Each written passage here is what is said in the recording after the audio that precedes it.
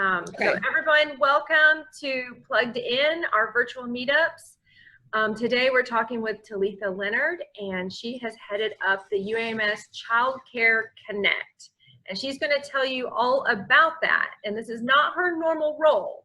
So before we get started, Teletha, tell us what you normally do at UAMS. Okay. So I am normally the Senior Director for Benefits and Employee Services for UAMS in the Office of Human Resources. And I have been in human resources for nearly 17 years. All right. So you've been here a while. You've seen a lot of things. I've seen a lot of things. I never thought I'd be heading up a day camp, however, but that was my next question, if you ever saw this coming. All right. Never saw it coming. So tell us, how did you get involved in this? So I got involved through UAMS CHRO, Dr. Danielle Lombard-Sims. She was reached out to by Dr. Mike Poor, who's the Little Rock School District Superintendent. And he approached her and asked her if this would be something that would benefit the employees of UAMS. So Danielle assigned the project to myself, and I worked with 3 or 4 other employees here at UAMS, Bonnie Starks, Don Weta, and Valerie Camper. So we didn't have any idea, what to do. So we learned a lot working directly with the Little Rock School District and working with Arkansas Children's Hospital, because they had recently started putting together a program. They were ahead of us, and so they started before us. So we used a lot of their information. Excellent. And so so you just mentioned a couple folks' names. Would that be your core team as far as? For this project, yes, the core team was myself, Bonnie Starks, Don Weta, and Valerie Camper. Awesome. Sorry, my dog is barking. Great. So tell me a little bit about, I just want folks to know, and understand, how quickly did you get this going? What was your time frame? So we only had about 3 weeks to get this project up and running. We got approached with it probably the 2nd week of March when school first closed, the school district first closed. But at the time, the school district was scheduled to reopen April 17th. So we started working on it, but not pushing really hard, because if school was going to reopen, it wasn't something we were going to be able to do. So once it was announced by Governor Asa Hutchinson that the school was going to be open for the rest of the school year, we just went full speed ahead and got it open in a matter of weeks. Literally a matter of weeks. It opened on April 20th. So my dog stopped barking so I can ask you questions. So how many kids are there? How many kids are we actually able to provide childcare for? So we were expecting to have 150 kids. We opened the program up on Monday, the Monday before the 20th, which I think was the 17th. And within 4 days, we had 145 applications. And before that, however, we did a survey to see if there was even a need. And we expected maybe 25, 30 responses from the survey. We got 755 responses. So that meant there was a need, of course. And we did the enrollment application, put together all the paperwork, and we got 145 applications. We actually closed it down 1 day early because we wanted to make sure that we could accommodate, what the need was at the time. And so we have 139 enrolled. We've served about 95 students, and we have an average of about 55 students per day, because the UMS employees work all different shifts. Some work 12, so they're not all there on the same day. Yeah, that said, we think we can accommodate a few more. So probably next week we'll be opening up the application process again to take about 30 to 40 more students. Awesome. So tell folks that know nothing and haven't been there, what sort of things, tell us about this, a student's day, like the kids you have there, what are they doing? Okay, so the students are between the ages of 5 and 12. And so they spend their day, we open at 6 a.m. and that is to accommodate the employees who work 12-hour shifts, 7 to 7. So they have to be clocked in and ready to work by 6:30. So we arrive at 5:30 a.m. and we're open at 6. I know, right? And so then they get breakfast. We have a lot of volunteers. We have some volunteers from the Little Rock Rotary Club. And so once the students arrive, we get them checked in. The teachers are there before them, and they are all in their classroom waiting for the students. And then the Rotary Club, we have about 5 people every morning who arrive around 6 o'clock a.m. and they help us walk the kids to class. So you would never see a kid walking down the hall, or a student, I like to call them students, walking down the hall by themselves or going to the bathroom, on their own. They always have someone with them. And so they get breakfast that morning and then they get their day started. We have everything from yoga to PE. They learn music. They learn how to play music instruments. We have a media person on staff who teaches them how to work a camera and do interviews and behind the scenes on the camera. So, and then of course they have work to do, classwork, which is their AMI assignments. And so we have certified teachers that rotate between the classrooms. We have 17 classrooms. And so we have paraprofessionals from the Little Rock School Districts, employees from Kids First, Head Start, and then certified teachers. So they spend about 4 hours a day making sure that that AMI homework is done. So when the parent gets off work from working 10, 8, 12 hours, they don't have to go home and do homework. They take care of it. We have smart boards in every classroom. If they don't have their own device, such as an iPad, we have Chromebooks that they can check out every day and get their work done. So when I volunteered, I was really impressed with the amount of thoughtfulness that went into social distancing. So talk to us about what are you doing as far as social distancing and what are your protocols? Okay, so this process and this project, the first concern for everyone, not just the parents, for everyone, the volunteers, was safety, COVID-19, social distancing. So what we've done is we have anywhere from 5 to 8 kids or 8 students in one room. Each student has their own table or desk. They do not share space at all. So for the 5 and 6-year-olds, we only have 5 in a room because this is, is a little bit, you got to be creative to keep them apart. They want to play. They're kids, they're 5 and 6-year-olds, so they want to play. So we only have 5 to 6 students in a room at that age group and 2 adults.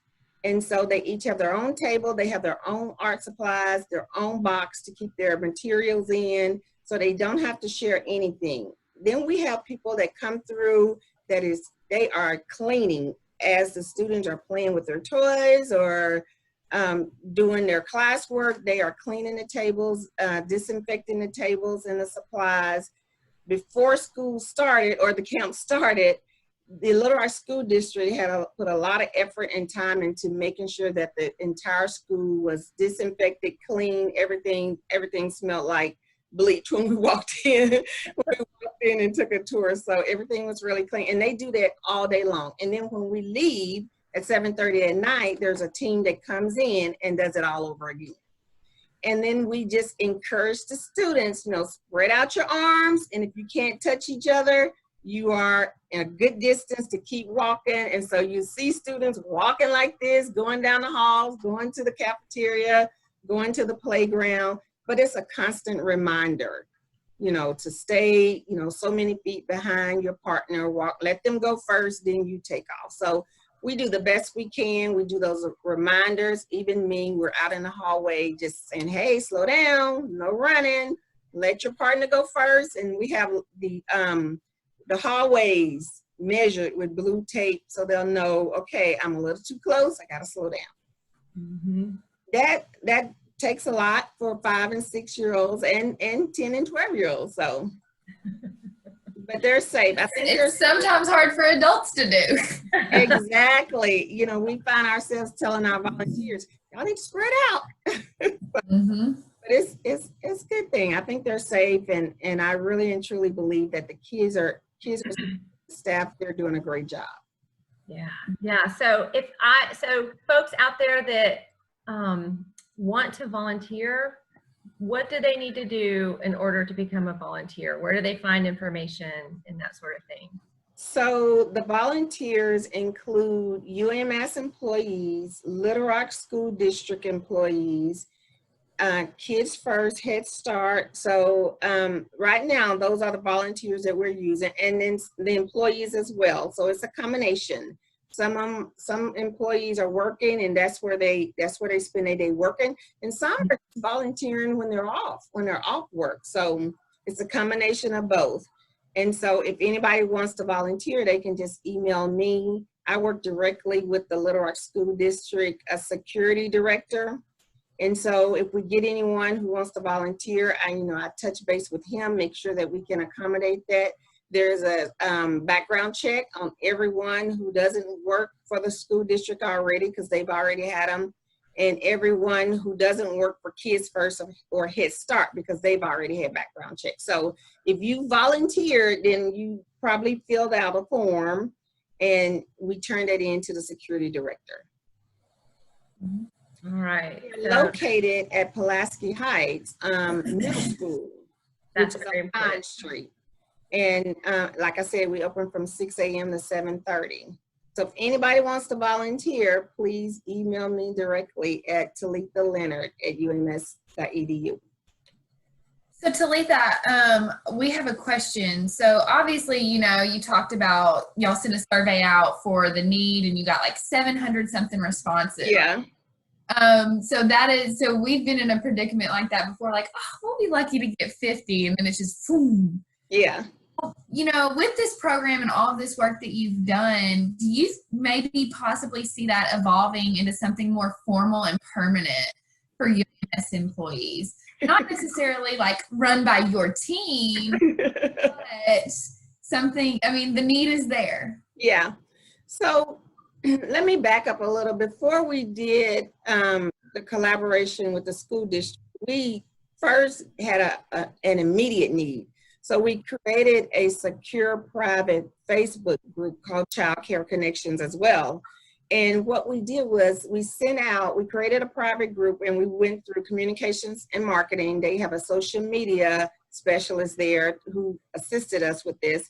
And she created this private group and provided a link for us to send to our employees.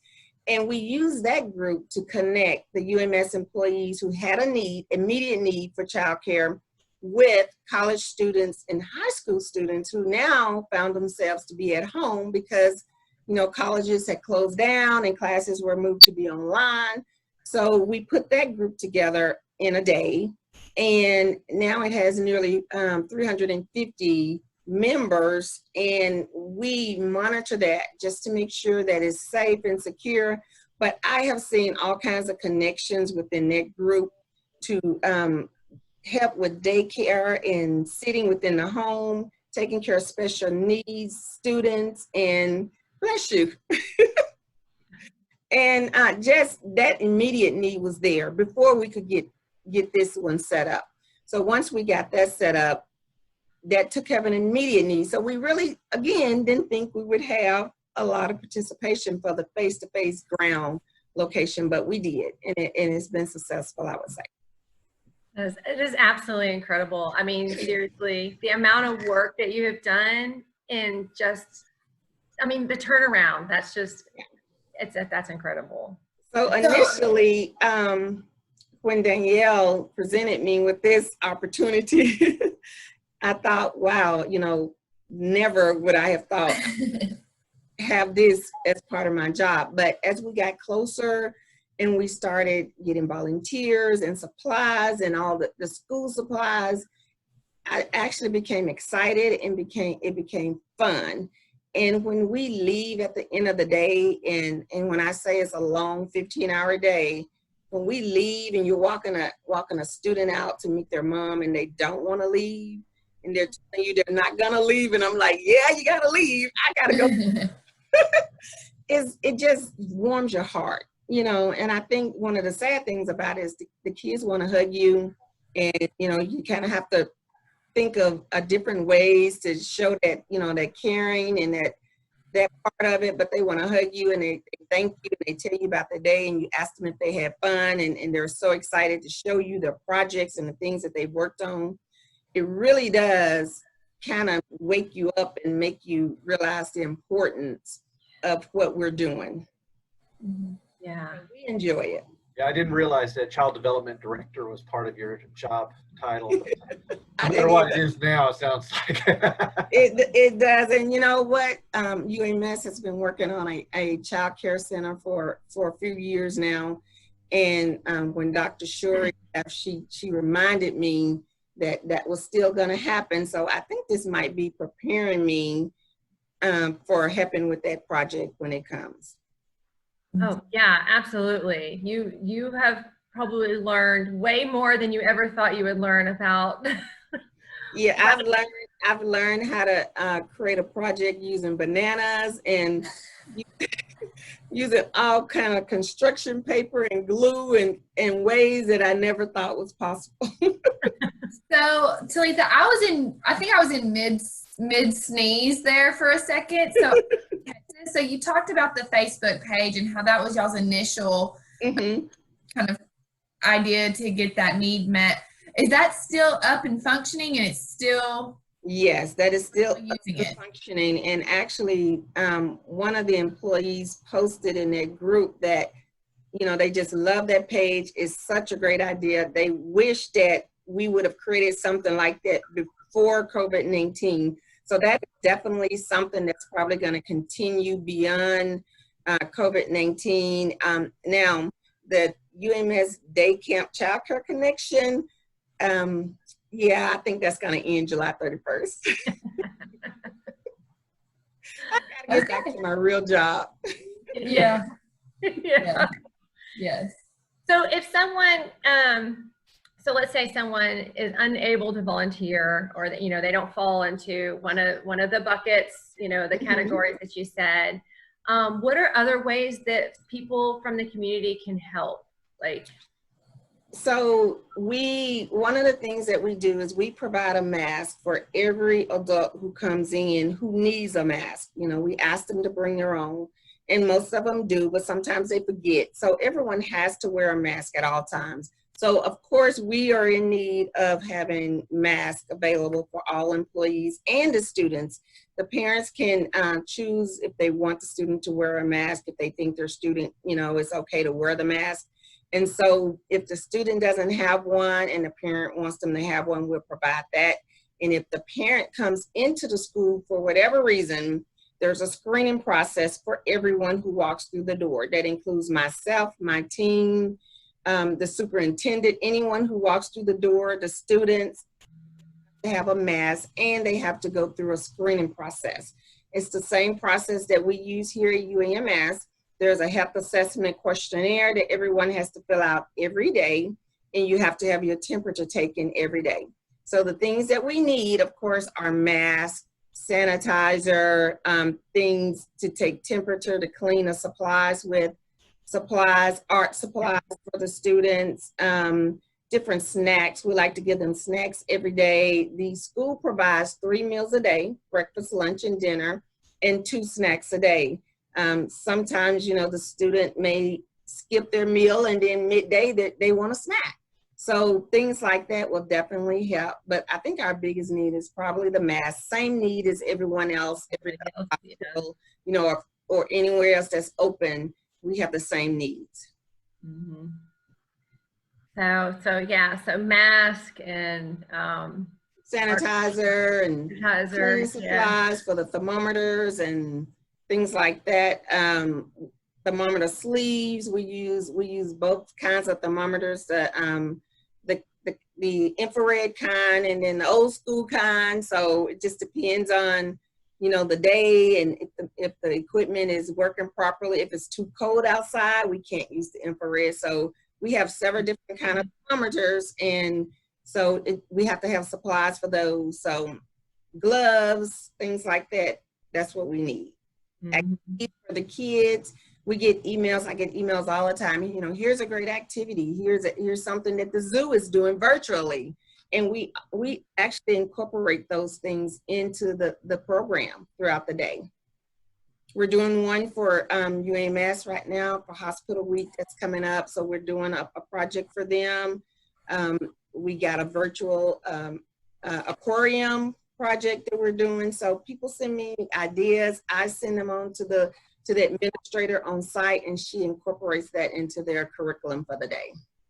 So basically, out there, if anyone has an idea, send it on to Teletha Leonard.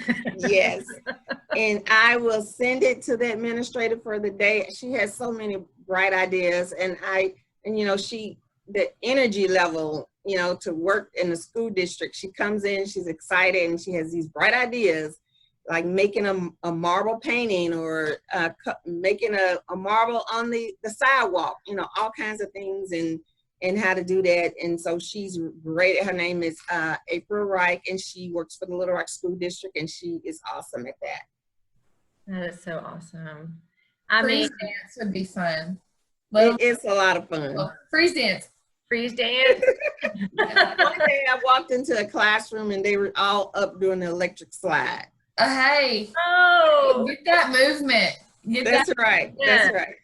They do and yoga. I mean, it's just a good day. And honestly, sometimes I don't feel like I've been there 15 hours, because if you just walk around and look in the classroom, or go out to the playground, or go to the gym, they have guys who take them to the gym, and you know, they have their own balls, so they play basketball and things like that. It doesn't take long to get that energy up. That's for sure. Mm-hmm. Well, that is really cool, and I'm so glad that you met with us to talk about what's going on with the Child Care Connect. I think it's so important, and I think I mean, like Tim said in the chat, this is important going forward. I think it really shows a need for child care for UAMS employees. And I think it definitely shows a need. If anyone has kids in the age group that we can accommodate, I recommend that they go to the Facebook page, because I do see a lot of communication in there that I have experienced working, you know, with 1-year-old, 2-year-old, 3-year-old, and we can't take that age group. But there is someone out there who can, or I have experience working with kids with special needs. So there's a lot of that in that Facebook group.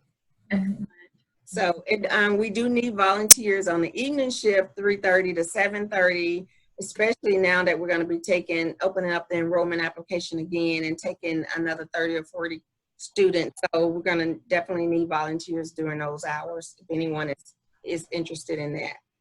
Gotcha. So what would a volunteer be doing if they said they want to do the 3:30 to 7:30 shift? What would that look like? So one of our high peak times is between 4 o'clock and I would say 5:15, because a lot of the parents get off at 4:30. And so checkout time is really busy. The parent calls us, they tell us they're on their way. We call the classroom and get the child downstairs. And once again, we don't let them walk in the hallways by themselves. So the teacher brings them out, someone from the team meets them. We take them out and we check the ID to make sure that the parent is the parent indeed, or there's someone on the checkout list. So there's a whole process of making sure that we keep the kids safe and that we don't let them leave out the building until the parent gets there, and we wait with them until they get there. We check their ID. We make sure that the parent the child goes to the right parent, which is, so that's a long process and it takes a little while, but once again, the safety of the kids is most important. So that's some of the things that 3:30 to 7:30 shift we would be doing. Helping with the meals, the evening meals or dinner, they are all donated by Club 42, which is part of the Clinton Foundation. So we drop those off around that time. And so We need help with serving the kids those meals. And then, of course, what we do before we leave every day is our center, our paperwork, you know, we pack all that stuff up and we set up for the next day. So whoever comes in at 5:30 in the morning, they don't have to set up. Everything is right there and ready for them to get started the next morning. Because So they're coming at 6. that's right. I mean, there's They're not a lot coming of at time. 6. Yeah, that's right. So that's what we do in the evening shift. Wow. So yeah, you definitely can see that you have that need, and you know, definitely need those volunteers to help get that. Yes. Yeah. And mostly, I mean, and because of the extra part that, you know, COVID-19 brings, you have to have these other processes that probably wouldn't be in place. Right, right. Yeah, it does. Yeah. And there are things that we do that we have to do. You know, we don't have a choice. We have to have, you know, 2 adults in the room. If someone goes to lunch, we send someone down. When employees leave, we make sure they sign out so that we can account for everyone who's there. And when the kids leave, like I said, the checkout process for the students, that takes a little while, but I think in the end it's all worth it.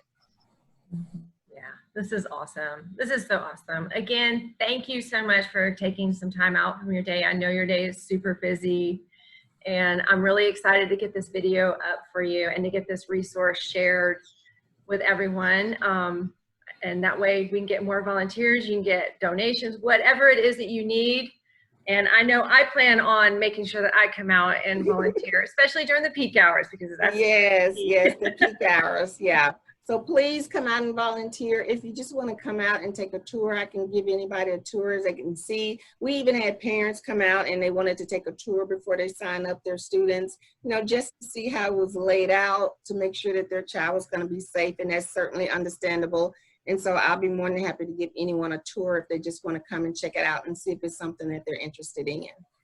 awesome. Awesome information. Again, thank you so much. Yes, we applaud your, Yay! we applaud your hard work. We can. Thank y'all for asking me to do this. I was nervous at first, but you guys are great, and I appreciate your work as well.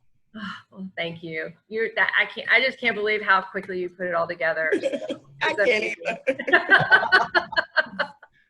Thank you, guys. Thank you. Teletha. Bye. Bye.